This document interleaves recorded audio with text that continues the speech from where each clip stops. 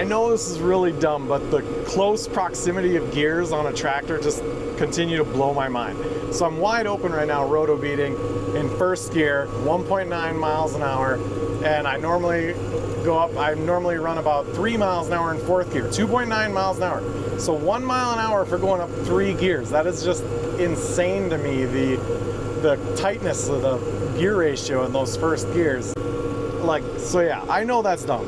I know that's stupid, but whatever. It blows my mind.